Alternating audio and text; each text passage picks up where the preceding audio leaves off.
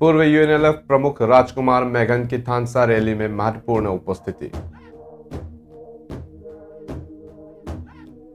काओ इम्फाल में मणिपुर में पौधोत्करण और मधुमक्खी अनुकूल पौधों के बढ़ावा देने का प्रशिक्षण आयोजित।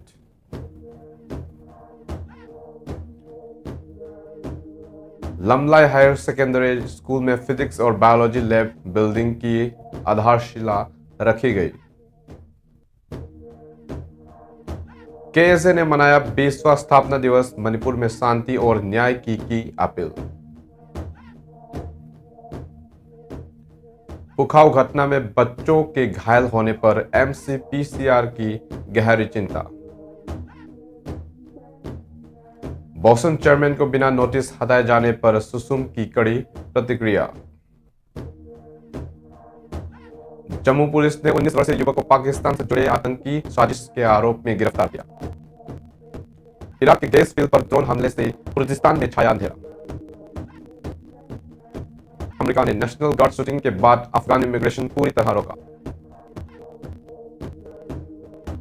हांगकांग अपार्टमेंट फायर ट्रेजेडी, मौत का आंकड़ा 55 पहुंचा, 3 लोग गिरफ्तार। नमस्कार, मैं हूं थानदेव शीतल। कंगला टीवी मणिपुर से सुनिए हिंदी में समाचार। अब समाचार विस्तार से।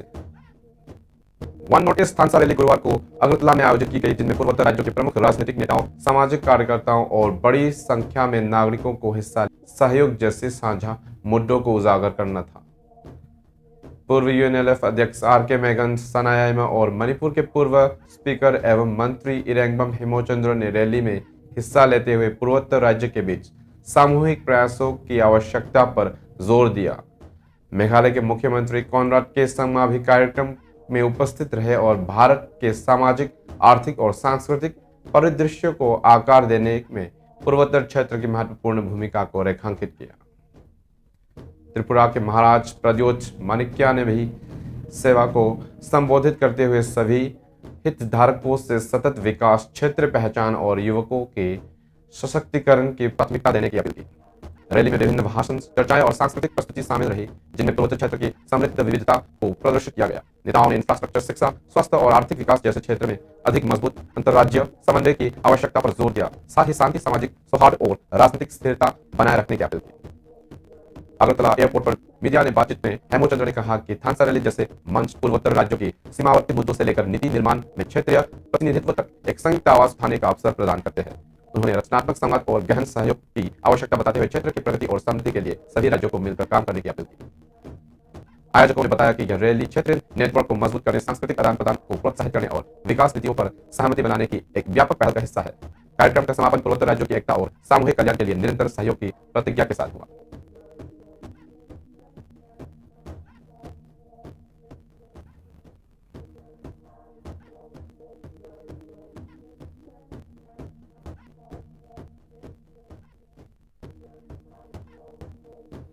सेंट्रल एग्रीकल्चर यूनिवर्सिटी इम्फाल में promotion of plantation bee friendly plant flora bee garden in Manipur विषय पर एक प्रशिक्षण कार्यक्रम आयोजित किया गया। यह कार्यक्रम नॉर्थ ईस्ट हिल प्रोग्राम 2025-26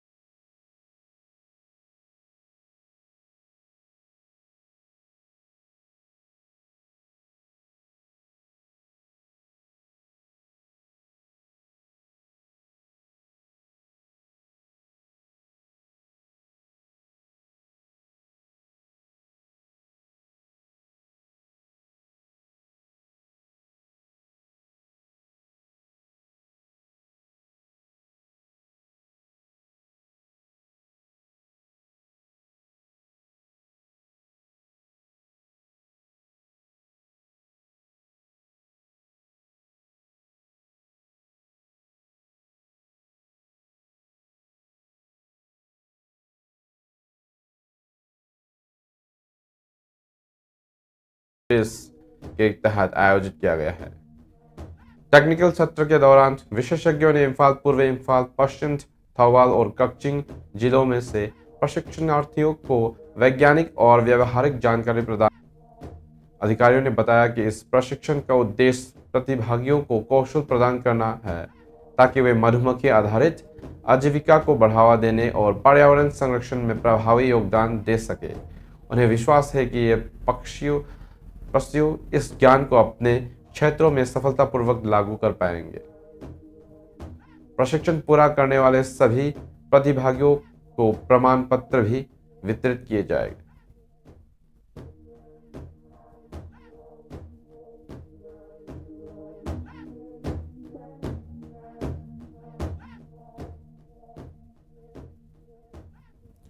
लमलाई हायर सेकेंडरी एजुकेशन में आज लमलाई एससी के एमएलए के.एच. इबोमचा ने फिजिक्स और बायोलॉजी की नई प्रयोगशाला भवन की आधारशिला रखी। कार्यक्रम में बोलते हुए विधायक इबोमचा ने बताया कि विद्यालय में वर्तमान में कक्षा 6 से 12 तक का लगभग 800 छात्र अध्ययनरत है और नई प्रयोगशाला बनने से विज्ञान के छात्रों को बेहतर अध्ययन वातावरण मिलेगा। उन्होंने कहा कि क्षेत्र के कई स्कूलों में अधोसंचरण की कमी के कारण छात्रों को पढ़ाई और प्रदर्शन प्रभावित होता है। नई प्रयोगशालाएं छात्रों को बेहतर अवसर देंगे और शिक्षकों को प्रायोगिक कक्षाएं प्रभावी ढंग से संचालित करने में सहायता करेगी। विधायक इबोमचा ने कहा कि गुणवत्तापूर्वक शिक्षा, सुरक्षित अधोसंचरण और शैक्षिक सुविधाओं में सुधार सरकार की प्राथमिकता है और छात्रों के हित में आज भी ऐसे विकास कार्य जारी है।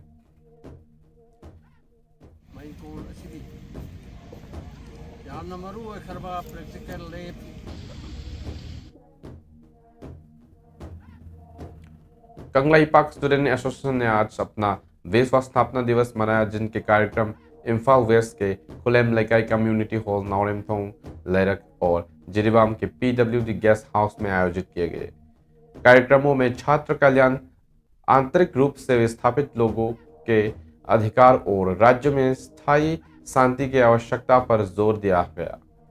इम्फाल पश्चिम कार्यक्रम में बोलते हुए KSA के अध्यक्ष सुखाम विद्यानंद ने हॉल में संगाई फेस्टिवल स्थल के पास प्रदर्शनकारियों पर हुए बल प्रयोग की कड़ी निंदा की। उन्होंने आंसू गैस और अन्य जबरदस्ती के उपायों को विरोध जताया, यह कहते हुए कि लोग केवल मौजूदा अशांति के बीच उत्सव जारी रखने को लेकर अपनी चिंताएं व्यक्त कर रहे थे। उन्होंने घटना को बेहद दुर्भाग्यपूर्ण बताया और चेतावनी दी कि इनका गंभीर असर छात्रों, महिलाओं और बच्चों पर पड़ सकता है। उन्होंने यह भी कहा कि भले ही त्योहार आर्थिक रूप से महत्वपूर्ण है, लेकिन विकास, पीड़ा और विस्थापन की कीमत पर नहीं होना चाहिए। उन्होंने सरकार से आग्रह किया कि मणिपुर संकट के मूल कारणों को दूर तक प्रभावित समुदायों को सुरक्षा और न्याय सुनिश्चित किया जाए। कार्यक्रम में चल रहे संकट से प्रभावित लोगों को सम्मान में 2 मिनट का मौन भी रखा गया। पूर्व KSA अध्यक्ष होंगाम अजित कांत, युमनाम प्रदीप कुमार, थांगजम प्रेमानंद, मोरामथेम लक्ष्मण और निंगथौजम चैतन की उपस्थिति ने शांति और सामाजिक जिम्मेदारी के संदेश को और मजबूत किया। जिरीबाम में KSA जिला परिषद ने सामाजिक कार्यकर्ता एन बुद्धचंद्र सिंह द्वारा मोमबत्ती जलाकर दिवस की शुरुआत की। कार्यक्रम की अध्यक्षता के सोमोरजीत सिंह, अध्यक्ष KSA जिरीबाम डिस्ट्रिक्ट काउंसिल ने की। TH जिनी देवी, प्रेसिडेंट JIMWA के बेनुशी देवी, प्रेसिडेंट SWA और G Ibohal Sharma, president IPS Jiribam भी कार्यक्रम में शामिल हुए।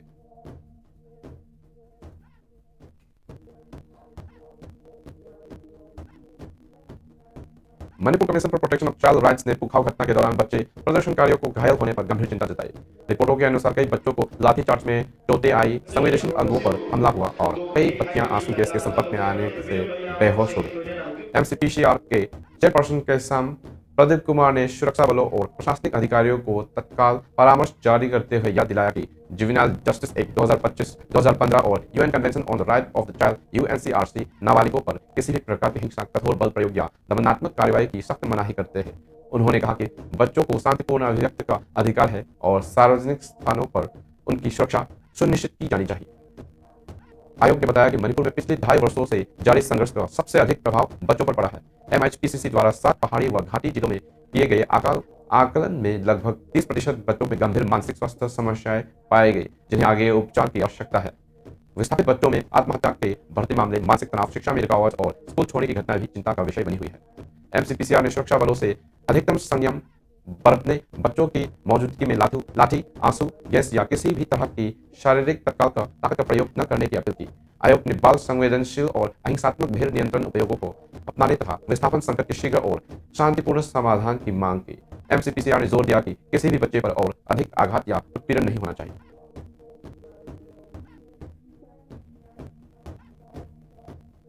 मणिपुर माध्यमिक शिक्षा बोर्ड के चेयरमैन को उनके कार्यकाल समाप्त होने से पहले और अनिवार्य 3 महीने को नोटिस अवधि दिए बिना हटाए जाने पर socialist student union of Manipur सुसुम ने कड़ी निंदा की है। सुसुम ने पब्लिसिटी के इंफॉर्मेशन सेक्रेटरी सलाम इनाउ यामा सिंह ने बताया बयान में कहा कि किसी भी पदस्थापित चेयरमैन को हटाने से पहले कम से कम 3 महीने का पूर्व नोटिस देना आवश्यक प्रक्रिया का हिस्सा है। उन्होंने कहा कि शिक्षा क्षेत्र की एक स्वायत्त संस्था बोशम को मनमाने प्रशासनिक निर्णयों पर निर्भर नहीं होना चाहिए। संघ ने डायरेक्टर ऑफ एजुकेशन के बोशम चेयरमैन का अतिरिक्त प्रभार संभालने पर भी सवाल उठाए हैं, चेतावनी देते हुए दोहरे जिम्मेदारी प्रशासनिक जवाबदेही में भ्रम पैदा कर सकती है। सुसुम ने यह भी कहा कि डिप्टी डायरेक्टर गीत चंद्र को बोसेम के सेक्रेटरी इंचार्ज के रूप में नियुक्त किए जाने से पहले ही शिक्षा तंत्र में अस्थिरता बढ़ चुकी है।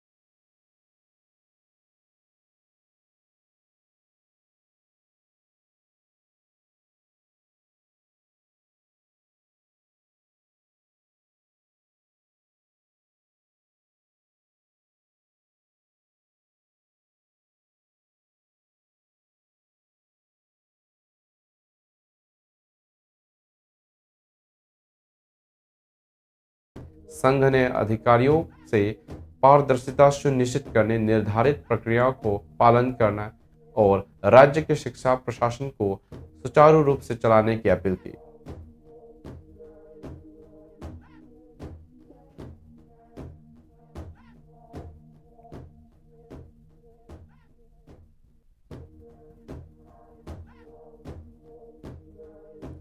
जम्मू पुलिस ने गुरुवार को बाठिंडी क्षेत्र से एक 19 वर्षीय युवक को गिरफ्तार किया, जिस पर आतंकवादी हमला करने की साजिश रचने का आरोप है। प्रारंभिक जांच में संकेत मिले हैं कि युवक के तार पाकिस्तान बेस हैंडलर से जुड़े हो सकते हैं। यह आरोपी मूल रूप से रियासी डिस्ट्रिक्ट का रहने वाला और उसके खिलाफ एफआईआर नंबर 331-2025 दर्ज की गई है, जो सेक्शन 1133 ऑफ द भारतीय न्याय संहिता BSN के तहत आती है।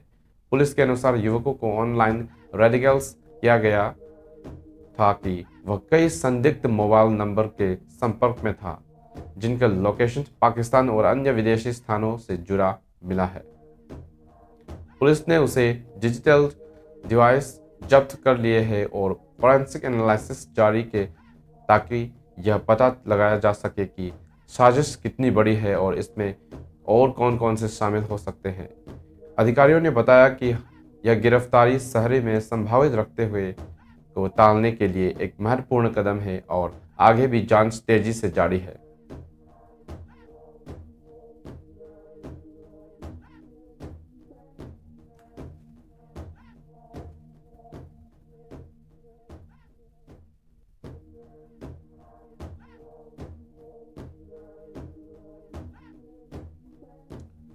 एक भारी ड्रोन हमला खोरमोर गैस फील्ड, जो इराक कुर्दिस्तान रीजन की एक प्रमुख गैस सुविधा है, पर बुधवार देर रात किया गया, जिससे पावर प्लांट्स के लिए गैस सप्लाई कट गई और पूरे क्षेत्र में बड़े पैमाने पर ब्लैकआउट्स हो गया।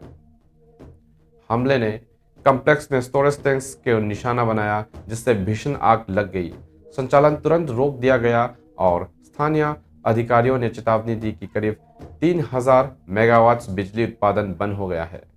बिजली कटौती विल्स और सुलेमानिया सहित कई शहरों में फैल गई है, जिससे क्षेत्रीय ग्रिड का लगभग 80% प्रभावित हुआ और लाखों लोग अंधेरे में रहे। इस सुविधा के ऑपरेटर डाना गैस ने क्षेत्रीय मंत्रालय के साथ मिलकर जांच शुरू कर दी है और आपातकालीन दल तैनात कर दिए हैं। आज आग बुझाने और मरम्मत का काम जारी है, लेकिन पूर्ण बहाली में कई दिन लग सकते हैं।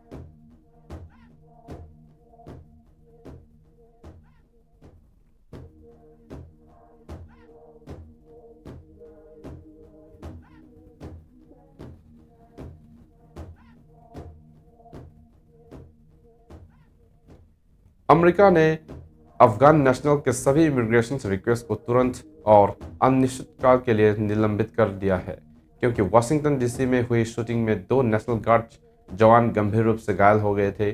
संदिग्ध हमलावर की पहचान 29 वर्षीय राम मनुआला लाकनावाल के रूप में हुई है, जो 2021 में ऑपरेशन अलायंस वेलकम के तहत अमेरिका आया था। इस घटना के बाद उसकी वेटिंग प्रक्रिया पर गंभीर सवाल उठे हैं। हमले के बाद राष्ट्रपति डोनाल्ड ट्रंप ने इसे एक आतंकवादी हमले बताया और आदेश दिया कि अफगान सिटीजन से जुड़े सभी वीजा, पैरोल, रिफ्यूजी और फैमिली रीयूनिफिकेशन मामलों की प्रोसेसिंग तुरंत रोक दी जाए। होमलैंड सिक्योरिटी ने पुष्टि की है कि यह रोक तब तक जारी रहेगी जब तक पूरी सुरक्षा समीक्षा पूरी नहीं हो जाती। इस फैसले से हजारों अफगानी में डर और निशाना फैल गई है, जो असाइलम, इवैक्यूएशन सपोर्ट या पेंडिंग इमिग्रेशन केसेस के जवाब में इंतजार कर रहे हैं। कई लोगों का कहना है कि अमेरिका ने उनकी आखिरी सुरक्षा का रास्ता बंद कर दिया है। मानवाधिकार संगठनों ने प्रशासन से अपील की है कि व्यक्तिगत अपराध और मानवीय जरूरतों में फर्क किया जाए। इस बीच जांच एजेंसियां 2021 काबुल इवैक्यूएशन के बाद अमेरिका आए सभी अफगानों की पृष्ठभूमि जांच को दोबारा परख रही है और आने वाले दिनों में और कड़े प्रतिबंध लगाए जाने की संभावना जताई जा रही है।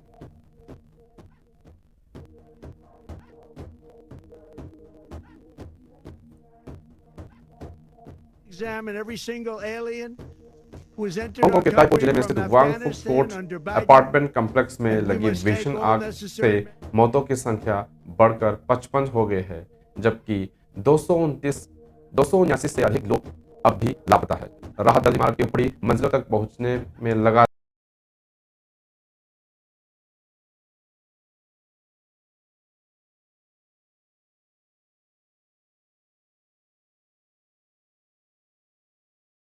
लगातार मुश्किलों का सामना कर रहे हैं, क्योंकि कई हिस्सों में अब भी तेज गर्मी और जहरीला धुआं है।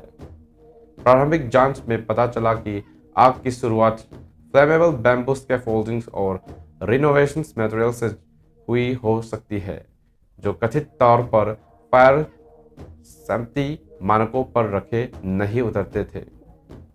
इस लापरवाही को गंभीर मानते हुए पुलिस ने 3 लोगों, 2 कंपनी डायरेक्टर और एक इंजीनियरिंग कंसल्टेंट को मैनस्लॉटर के आरोप में गिरफ्तार किया है। सरकार ने इस घटना के बाद पूरे हांगकांग में उन सभी आवासीय इमारतों की तत्काल जांच के आदेश दिए हैं जहां रिनोवेशन कार्य और बैम्बू स्कैफोल्डिंग का उपयोग हो रहा है। जनता के बीच सुरक्षा मानकों को लेकर भारी आक्रोश है कि और कई लोग इस दुर्घटना को मानव निर्मित त्रासदी बता रहे हैं। राहत दल लापता लोगों की तलाश और अंदर फंसे लोगों को निकालने का काम निरंतर जारी रखे हुए है, जबकि एक विशेष जांच टीम इस भीषण घटना को कारणों की गहराई से जांच कर रही है।